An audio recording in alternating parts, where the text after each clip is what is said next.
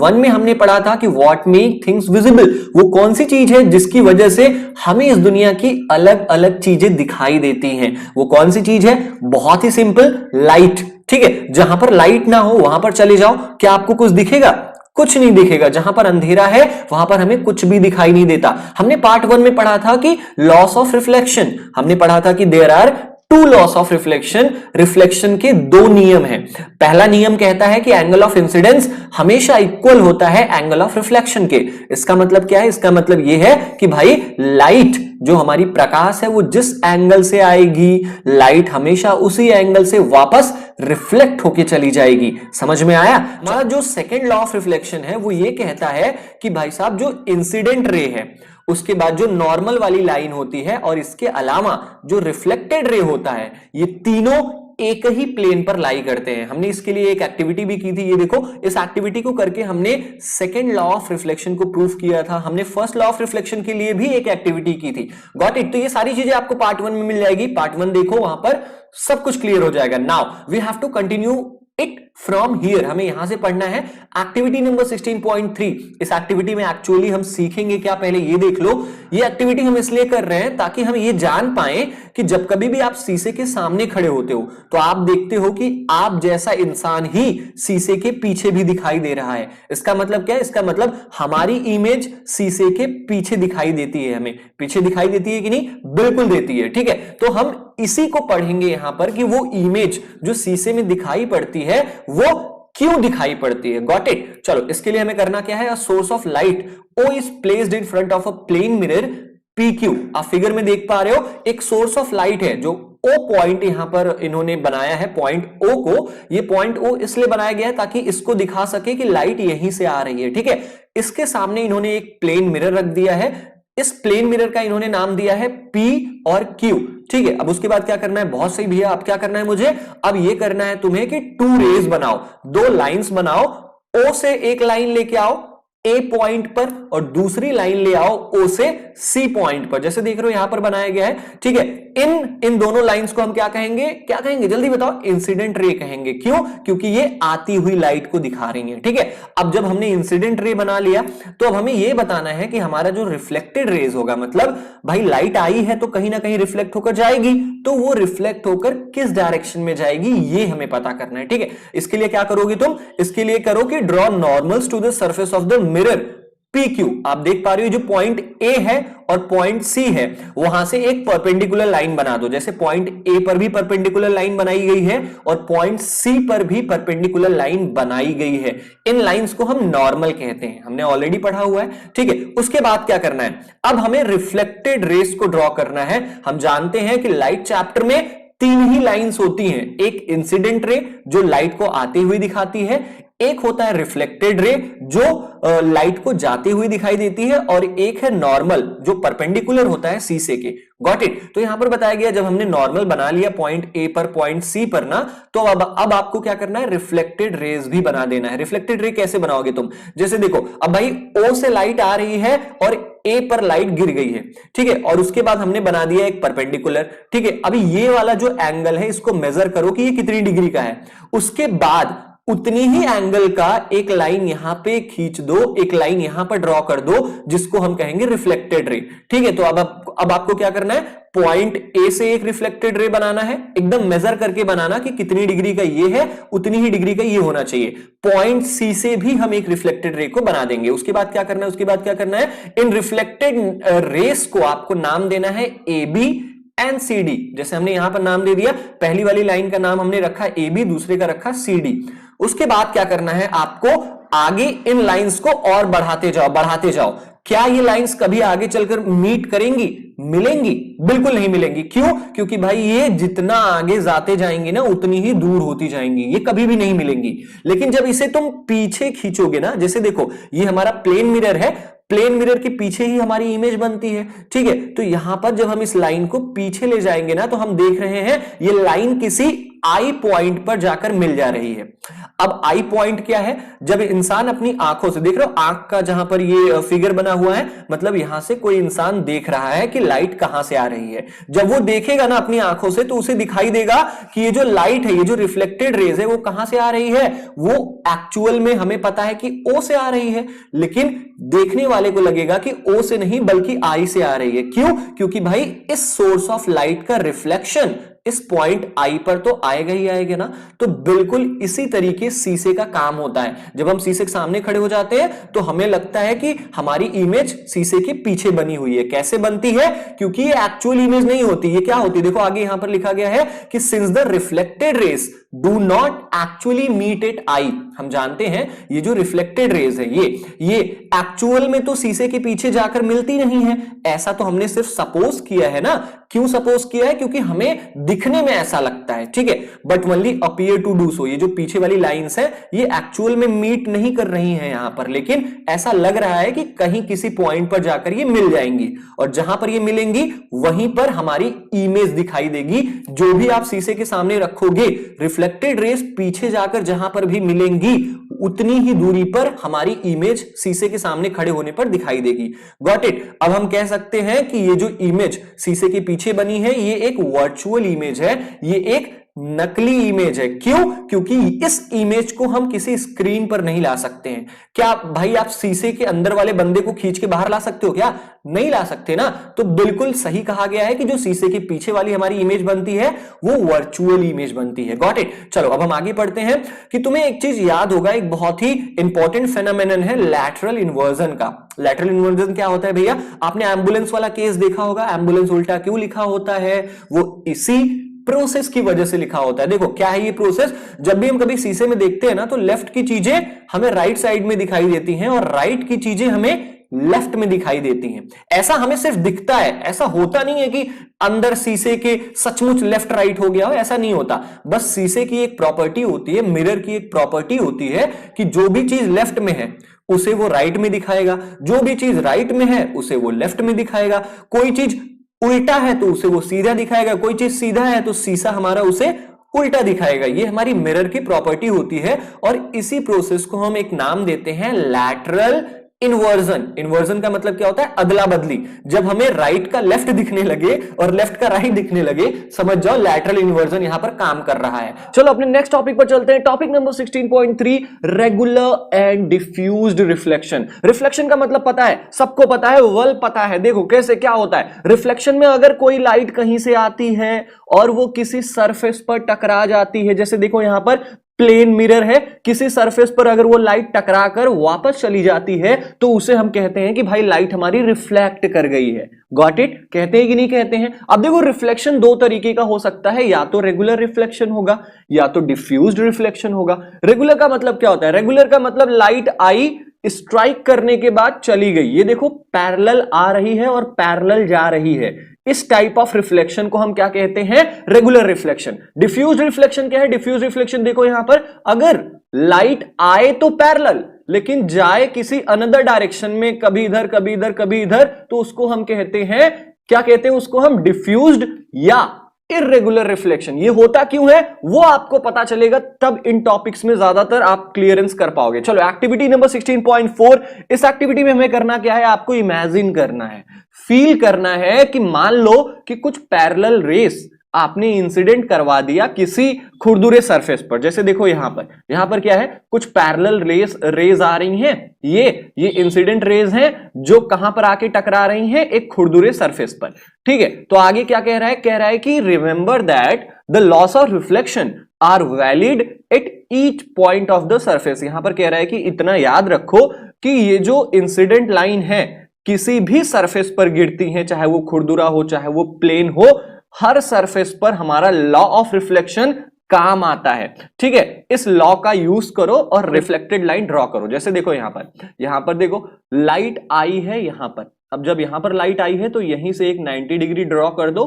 ठीक है, और फिर मेजर कर लो कि 90 डिग्री और इस इंसिडेंट रे का कितना एंगल है, उतना ही एंगल नाप के इस तरफ बना दो और ये रिफ्लेक्टेड रे बन जाएगा हमारा। Got it. जैसे देखो दूसरा वाला आया है हमारा यहां पर, तो ऐसा तो है नहीं ना कि तुम अब यहां पर बनाओगे। देखो ये सरफेस कुछ ऐसे है, देख पा रहे हो, ठीक है। तो लाइट अगर आएगी यहां पर तो हमारी 90 डिग्री बनेगी यहां कहीं, और जब 90 डिग्री बन जाएगी तो ये वाला इंसिडेंट रे जो है और ये जो नॉर्मल लाइन है, इन दोनों का एंगल मेजर करके इधर भी उतना ही एंगल का एक रिफ्लेक्टेड रे हमारा बन जाएगा।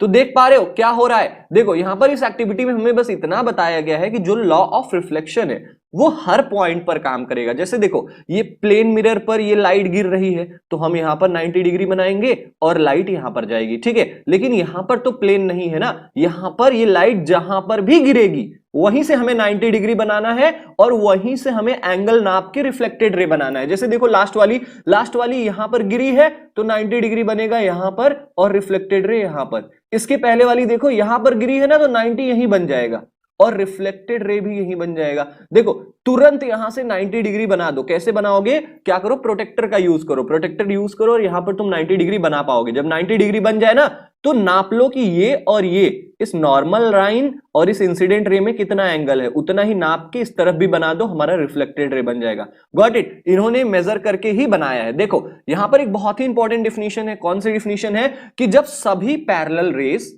ठीक है, किसी प्लेन सरफेस से रिफ्लेक्ट होती हैं लेकिन वो पैरेलल नहीं जाती, उस टाइप ऑफ रिफ्लेक्शन को हम डिफ्यूज्ड या इररेगुलर रिफ्लेक्शन कहते हैं। जैसे देखो अगर कोई पैरेलल रेस किसी इररेगुलर सरफेस, किसी खुरदुरे सरफेस पर गिरती हैं, इंसिडेंट करती हैं और वो पैरेलल नहीं जाती, जैसे देखो यहां पर ये आई तो पैरेलल है लेकिन जा पैरेलल नहीं रही है, इस टाइप ऑफ रिफ्लेक्शन को हम क्या कहते हैं, इस टाइप ऑफ रिफ्लेक्शन को हम डिफ्यूज्ड या irregular reflection कहते हैं। Remember that the diffuse reflection is not due to the failure of loss of reflection. याद रहे कि ये देखो डिफ्यूज्ड रिफ्लेक्शन, हमने लॉ ऑफ रिफ्लेक्शन में क्या पढ़ा था, हमने यही पढ़ा था ना कि लाइट जिस एंगल से आती है लाइट उसी एंगल से जाती है। लेकिन देखो लाइट यहां से आ रही है, जा यहां रही है, इसका मतलब ये नहीं है कि तुम्हारा लॉ ऑफ रिफ्लेक्शन फेल हो गया है। इसका मतलब बस इतना ही है कि जो हमारा सरफेस है वो क्या है, इररेगुलर है। It is caused by the इररेगुलरिटीज in the reflecting surface. ये जो देख पा रहे हो लाइट आ इधर रही है, एक बार इधर जा रही, फिर लाइट इधर आ रही, एक बार इधर जा रही, तो ये हमारा लॉ ऑफ रिफ्लेक्शन फेल नहीं हुआ है, बल्कि ये जो सरफेस है जहां पर लाइट गिर रही है वो इररेगुलर है, वो खुरदुरा है, इसलिए कभी इधर जा रही रिफ्लेक्टेड रेस, कभी इधर जा रही है। Got it. चलो like that of a cardboard, आप जब कभी कार्डबोर्ड पर लाइट इंसिडेंट करवाओगे, गिरवाओगे ना, तो आप देखोगे कि रिफ्लेक्टेड रेस अनदर डायरेक्शन में जा रही है, ठीक है। तो ये था हमारी एक्टिविटी, हमने देख लिया और हमने इररेगुलर रिफ्लेक्शन की भी डिफिनेशन याद कर ली। चलो अब जब इररेगुलर रिफ्लेक्शन आपने समझ लिया कि जब लाइट अनदर डायरेक्शन में जाती है तो उसे हम इररेगुलर रिफ्लेक्शन कहते हैं। रेगुलर रिफ्लेक्शन क्या है फिर, बहुत ही सिंपल कि reflection from a smooth surface like that of a mirror is called a regular reflection. अगर रिफ्लेक्शन किसी चिकने सरफेस से होती है जैसे कि शीशा, इस टाइप ऑफ रिफ्लेक्शन को हम क्या कहेंगे, रेगुलर रिफ्लेक्शन। क्यों, क्योंकि इंसिडेंट रेस पैरेलल आती हैं और ये रिफ्लेक्टेड रेस पैरेलल जाती हैं और इसलिए हम इन्हें रेगुलर रिफ्लेक्शन का नाम देते हैं। देखो रेगुलर रिफ्लेक्शन में ही इमेजेस बनती हैं, जो हमें शीशे में अपनी इमेज दिखाई देती है ना, वो रेगुलर रिफ्लेक्शन की वजह से होती है। क्यों, क्योंकि भाई शीशा तो चिकना होता है ना, अगर यही कोई खुरदुरा सरफेस हो तो क्या आप वहां पर अपना चेहरा देख सकते हो, अपने टेबल पर अपना चेहरा देख सकते हो क्या, नहीं ना, अपने टाइल्स पर अपना चेहरा देख सकते हो क्या, नहीं ना। क्यों, क्योंकि वो सरफेसेस इररेगुलर होते हैं, खुरदुरे होते हैं। प्लेन मिरर में ही केवल हमारा इमेज फॉर्म हो सकता है। अब लास्ट टॉपिक के बाद हमारे माइंड में एक बहुत ही मेजर क्वेश्चन आता है कि do we see all objects due to reflected light. क्या हम अपनी अगल बगल चीजों को केवल इसलिए देख पाते हैं क्योंकि वो किसी और से लाइट रिसीव कर कर हमारी आंखों में भेज रहे हैं, क्या इसी की वजह से हम सारी चीजों को देख पाते हैं? बिल्कुल इसी की वजह से देख पाते हैं, लेकिन यहां पर दो कंडीशन आती है। हो सकता है कि इस चीज के पास अपनी खुद लाइट हो, या हो सकता है ये चीज किसी दूसरे से लाइट लेके फिर हमारी आंखों पे रिफ्लेक्ट कर रहा हो। Got it. तो यहीं से हमारी दो डिफिनेशन सामने निकल कर आती है। चलिए पढ़ते हैं कि nearly everything you see around is seen due to reflected light. आप अगल बगल अपनी जितनी भी चीजें देख पाते हो ना, ज्यादातर चीजें आप क्यों देख पाते हो, क्योंकि कहीं ना कहीं से वो चीजें लाइट रिफ्लेक्ट करके आपकी आंखों में भेज रही हैं। ठीक है, जैसे मून का ही एग्जांपल ले लो, मून हमें कैसे दिखाई देता है? फॉर एग्जांपल देखो ये सन है, ठीक है, सन के पास अपनी खुद की लाइट होती है, ये सन जब मून पर अपनी लाइट भेजता है तब ये मून क्या होता है, लाइटिंग लाइटिंग हो जाता है, व्हाइट व्हाइट दिखने लगता है, और उसके बाद ये मून अपने थ्रू हमारी आंखों में लाइट को रिफ्लेक्ट करता है, और इसलिए हम कहते हैं ओहो चंदा मामा दिखाई दे रहे हैं आसमान में। Got it? चंदा मामा के पास अपनी खुद की लाइट नहीं होती है। चलो, तो यहां से हमारी एक बहुत ही इंपॉर्टेंट डेफिनेशन निकल के आती है कि ऐसे ऑब्जेक्ट्स जो साइन करते हैं किसी दूसरे ऑब्जेक्ट्स की लाइट पर, इन ऑब्जेक्ट्स को हम इल्यूमिनेटेड ऑब्जेक्ट्स या नॉन लुमिनस ऑब्जेक्ट्स भी कहते हैं। नॉन लुमिनस ऑब्जेक्ट्स भी कहते हैं। ये वो ऑब्जेक्ट्स होते हैं जिनके पास खुद की लाइट नहीं होती, जो किसी दूसरों से लाइट रिसीव करते हैं और उसके बाद उस लाइट को रिफ्लेक्ट कर देते हैं हमारी आंखों में। वहीं पे आपको अदर साइड आपको दूसरे ऑब्जेक्ट्स कुछ ऐसे भी मिलेंगे जिनके पास अपनी खुद की लाइट होती है, जैसे सन हो गए, फायर, फायर का मतलब आपको पता है आग हो गया, फ्लेम, कैंडल का फ्लेम आपने देखा है, जैसे ही आप कैंडल जलाते हो अगल बगल की चीजें दिखने लगती हैं, इसका मतलब क्या है? इसका मतलब कैंडल के फ्लेम के पास अपनी खुद की लाइट है, ठीक है। Their light falls on our eyes directly. अब ये जो चीजें हैं ना, ये डायरेक्ट हमारी आंखों में लाइट को भेज पाते हैं और इसी के लिए हम इन चीजों को डायरेक्टली देख पाएंगे। The objects which emit their own light are known as luminous objects. ऐसे ऑब्जेक्ट जिनके पास अपनी खुद की लाइट होती है, फॉर एग्जाम्पल सन हो गए, फायर हो गया, फ्लेम हो गया, फ्लेम किस चीज का फ्लेम? कैंडल का फ्लेम, या इलेक्ट्रिक लैंप हो गया, ये वो चीजें होती हैं जिनके पास अपनी लाइट होती है और इसलिए हम इन्हें क्या कहते हैं? हम इन्हें लुमिनस ऑब्जेक्ट्स कहते हैं। Got it? आई होप आपको समझ में आ गया होगा। चलते हैं आगे। यहां पर ये बूझो हमसे कुछ पूछना चाह रहा है। बूझो क्या पूछ रहा है? पूछ रहा है कि भैया आई हैव अ क्वेश्चन। मैंने कहा पूछो बूझो, तो इसने कहा कि भैया can the reflected raise be further reflected if incident on another mirror? क्या कह रहा है बूझो? बूझो कह रहा है कि भैया फॉर एग्जाम्पल कहीं से एक हमने टॉर्च रख दिया और इस टॉर्च से लाइट आ रही है, ठीक है। अब इस टॉर्च से जो लाइट आएगी, फॉर एग्जाम्पल हमने इसको किसी सरफेस से रिफ्लेक्ट करा दिया। Got it? तो ये कह रहा है कि भैया फॉर एग्जाम्पल हमने यहां पर एक और मिरर ला दिया, तो क्या ये लाइट फिर से यहां से रिफ्लेक्ट होकर इधर जाएगी? तुम बताओ जाएगी या नहीं जाएगी? बहुत इजी है, जरूर जाएगी। तो बूझो का क्वेश्चन यही था कि क्या एक रिफ्लेक्टेड लाइट दोबारा रिफ्लेक्ट हो सकती है? हम इसी चीज को यहां पर डिटेल में पढ़ने वाले हैं। हमारा नेक्स्ट टॉपिक आता है टॉपिक नंबर 16.4। क्या कह रहा है टॉपिक नंबर 16.4? कि रिफ्लेक्टेड लाइट को हम दोबारा भी रिफ्लेक्ट कर सकते हैं। कैसे कर सकते हैं, इनके क्या यूजेस होते हैं हमारी डे टू डे लाइफ में, इसे हम पढ़ेंगे। Recall the last time you visited a hairdresser. आप सैलून में जाते हो बाल वाल कटवाने के लिए, तो याद करो कि सैलून वाला क्या करता है, आपको एक शीशे के सामने बैठा देता है, ठीक है। और जब आपके बाल कट जाते हैं, जब आपकी हेयर कटिंग कंप्लीट हो जाती है, तो वो क्या करता है, वो आपके पीछे मिरर, शीशा पकड़ के खड़ा हो जाएगा और देखेगा कि भैया पीछे का बाल कैसे कटा है बताओ। आप अपने पीछे के बालों को देख पाओगे। जैसे ही ये बंदा पीछे शीशा लेकर खड़ा होता है, आप आगे की शीशे में अपना पीछे का जो बाल है वो देख पाओगे कि कैसा कटा है। ऐसा क्यों होता है? Do you know how you could see the hair at the back of your head? कैसे कैसे तुम्हें दिखाई देती है पीछे की चीज? क्या पता है? नहीं पता होगा। चलो मैं आपको बताता हूं कि कैसे हमें पीछे की चीजें दिखाई देने लगती हैं। देखो, पहली को याद आया कि पहली ने एक पेरिस्कोप बनाया था। Now what is periscope? Periscope का मतलब पता है कि नहीं? हमने बचपन में, देखो इमेज दिख रही होगी आपको, हम सब ने ऑलमोस्ट कार्डबोर्ड का ये वाली एक्टिविटी किया ही होगा। क्या होता है पेरिस्कोप में कि टोटल ऐसा होता है कि हम यहां से कार्डबोर्ड लेते हैं, ठीक है। ये कार्डबोर्ड हमने बना दिया, मतलब कार्डबोर्ड को चारों तरफ से चिपका के ट्यूब जैसा बना दिया, ठीक है। उसके बाद हमने लगा दिया एक शीशा यहां पर, और फिर ये ट्यूब मुड़ के जाएगा यहां, ठीक है। फिर हमने एक शीशा लगा दिया यहां पर, ये ट्यूब ही है, ठीक है। टोटल ये ट्यूब है, हमने इसे ट्यूब में रखा है। देखो, जब कोई बंदा अपनी आंखों से यहां से देखेगा तो उसे अपनी लाइट जो है यहां से रिफ्लेक्ट होकर शीशे से फिर इस वाले शीशे पर पड़ेगी, गॉट इट, ये वाले मिरर पर पड़ेगी, फिर ये वाला मिरर लाइट को रिफ्लेक्ट करेगा, और यहां कोई भी चीज अगर है तो हम यहां से इस चीज को देख सकते हैं due to the help of periscope. So this is periscope. I think आपको समझ में आ गया होगा। एक्सटेंडेड एक्टिविटी हमने क्लास 6 में की थी, हमने पेरिस्कोप बनाया था। पेरिस्कोप का यूज, पेरिस्कोप आप कैसे बना सकते हो? दो प्लेन मिरर से, जैसे मैंने अभी आपको बना के दिखाया। Got it? Can you explain how reflection from the two mirrors enables you to see objects which are not visible directly। क्या आप बता सकते हो कि कैसे आपने यहां पर देखो दो शीशों का यूज किया, दो शीशों के यूज करते ही आपने क्या देखा, आपने देखा कि हम यहां से ऐसी चीजों को देख पा रहे हैं जो हमें डायरेक्टली दिखाई नहीं दे रही है। Got it. तो ये कैसे होता है, ये इसीलिए होता है कि यहां पर ये ऑब्जेक्ट यहां पर है, इस ऑब्जेक्ट की रिफ्लेक्शन इस शीशे पर पड़ रही है, फिर ये शीशा रिफ्लेक्ट कर कर इस शीशे पर डाल दे रहा है, ठीक है, फिर इस शीशे से ये लाइट रिफ्लेक्ट होकर हमारी आंखों पर पड़ रही है, जिससे हम डायरेक्टली इस वाले बंदे को देख सकते हैं। तो this is called periscope. Periscope का यूज सबमरीन्स में होता है। सबमरीन हम जानते हैं पनडुब्बी जिसे कहते हैं, ऐसी जहाज जो पानी के अंदर खोजबीन करते हैं ना, उनको हम सबमरीन्स कहते हैं। आप देखो बगल में सबमरीन वाले ना पेरिस्कोप का यूज बहुत तगड़ा करते हैं, वो पानी के बाहर पेरिस्कोप को ला देते हैं ताकि पानी के बाहर कौन सी जहाज आ रही है, क्या चीजें हो रही है, वो पानी के अंदर से देख सके। टैंक्स, एंटी मिसाइल टैंक्स होते हैं, बहुत सारी टैंक्स होती हैं जो लड़ाई के लिए यूज होती हैं, उन टैंक्स में भी पेरिस्कोप का यूज होता है।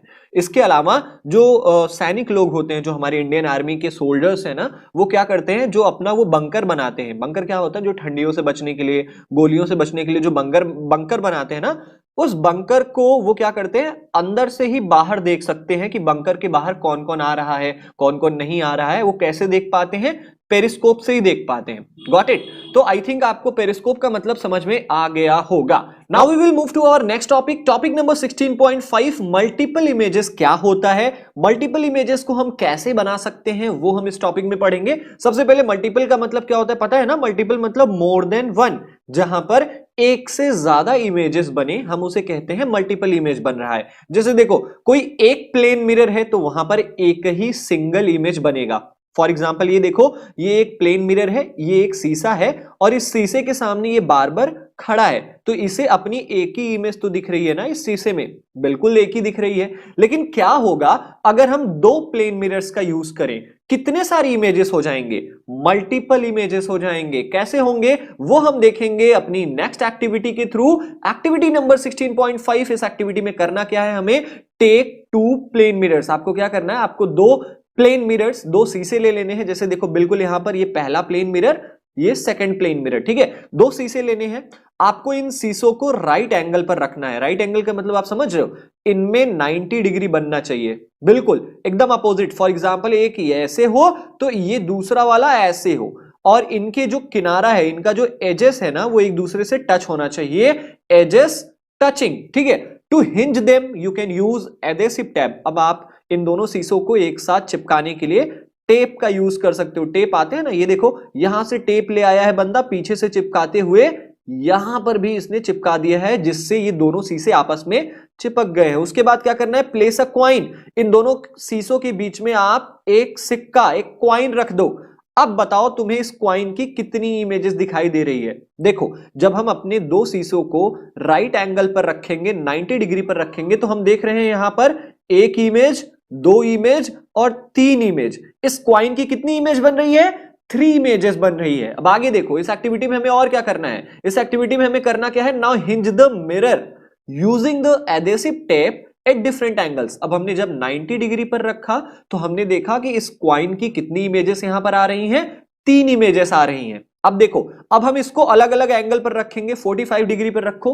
कैसे रखोगे, इन दोनों शीशों को ना और ज्यादा पास में ले आओ। इस शीशे को फॉर एग्जांपल यहां रख दो और इस वाले शीशे को रख दो यहां, तो इन दोनों के बीच में 45 डिग्री एंगल हो जाएगा, ठीक है। जरूरी नहीं है कि सब नाप के रखो, आप ऐसे ही कम ज्यादा कर सकते हो। और देखो कि इस ऑब्जेक्ट की कितनी इमेज शीशे में बन रही है। आप जब 45 डिग्री पर इस शीशों को लेके आओगे तो आप देखोगे कि इस क्वाइन की, जो भी ऑब्जेक्ट यहां पर रखा जाएगा, चाहे क्वाइन चाहे कुछ भी, उसकी टोटल 7 इमेजेस बनेंगी। जब ये शीशे 45 डिग्री पर आप ले आओगे, जब इन शीशों को आप और पास ले आओगे ना, आप देखोगे कि इस क्वाइन की ना 7 इमेजेस बन रही हैं, 7 डिफरेंट इमेजेस बनेंगी। आप जब 60 डिग्री पर ले आओगे ना इस शीशे को, तो आप देखोगे कि इस क्वाइन की 5 इमेजेस बन रही हैं। 5 क्वाइंस आपको दिखाई देंगे शीशे में। और जब 120 डिग्री पर आप इस शीशे को रख दोगे तो आपको लगभग दो इमेजेस दिखाई देंगी। जब आप इसी शीशे को एकदम सीधा कर दोगे, एकदम 180 डिग्री पर कर दोगे, तो आपको केवल एक ही इमेज दिखाई देगा, एक क्वाइन होगा और दूसरा उसका इमेज दिखाई देगा। Got it. अब आपको क्या करना है, हमने तो यहां पर कॉइन रख के यूज किया, आप कुछ और भी टेस्ट कर सकते हो, जैसे आप इनके बीच में कैंडल रख दो, ठीक है। उसके बाद देखो कि कैंडल की कितनी इमेज इस शीशे में दिखाई देती है अलग अलग एंगल से। Got it. फाइनली उसके बाद आपको आखिरकार करना क्या है, finally set the two mirrors parallel to each other. अब क्या करना है आपको, अभी तक तो हमने दो शीशों को एक साथ टच कराकर देखा कि कितनी इमेजेस फॉर्म होते हैं। अब जब हम दो शीशों को, एक शीशे को यहां रखेंगे, दूसरे शीशे को यहां रखेंगे, और उसके बाद जब हम कोई ऑब्जेक्ट इनके बीच में रखेंगे ना, तो हम क्या देखेंगे, find out how many images of a candle placed between them are formed. देखो जब आप शीशों को पैरेलल रखोगे, मतलब एक दूसरे के बिल्कुल ऐसे रखोगे और बीच में कोई ऑब्जेक्ट रखोगे, तो आपको कितनी इमेजेस फॉर्म होंगी, कितनी इमेज दिखेगी इस ऑब्जेक्ट की, अनलिमिटेड, इनफाइनाइट इमेजेस, बहुत सारी इमेजेस आपको दिखेंगी। आप कभी सलून की दुकान पे जाओ, अगर ऐसा सलून हो जहां पर आगे भी शीशा हो और पीछे भी शीशा हो, आप बीच में जब खड़े होगे ना, तो आप देखोगे कि कितनी दूर अंदर अंदर आपकी इमेजेस दिखाई दे रही है, अनलिमिटेड इमेजेस आपकी दिखाई देंगी। तो इस तरीके से भाई हम मल्टीपल इमेजेस दो शीशों की मदद से फॉर्म कर सकते हैं। Can you now explain how you can see the back of your head at the hairdresser shop. अब आपको पता चला कि जैसे आपका बाल कटने के बाद ये बार्बर आपके पीछे जैसे ही शीशा लेकर खड़ा होता है ना, आपको अपने सर का पीछे वाला हिस्सा सामने वाले शीशे में दिखने लगता है। ऐसा क्यों होता है, क्योंकि इसने दो मिरर का यूज किया है, और जहां पर दो मिरर होती हैं वहां पर बहुत सारे मल्टीपल इमेजेस बन सकते हैं, ठीक है। अब यही मल्टीपल इमेजेस का जो टेक्निक है ना, वो कैलेडोस्कोप को भी बनाने में यूज होता है। कैलेडोस्कोप को भी शीशों को अलग अलग एंगल में रखकर बनाया जाता है। अब कैसे कैलेडोस्कोप को बनाते हैं, कैलेडोस्कोप का क्या यूज है, ये आपको हम अपने नेक्स्ट वीडियो में बताएंगे। बट इतना जानो कि कैलेडोस्कोप क्या होता है, एक ऐसी इंस्ट्रूमेंट होती है जिससे बहुत ही ब्यूटीफुल सी पैटर्न हम बना सकते हैं।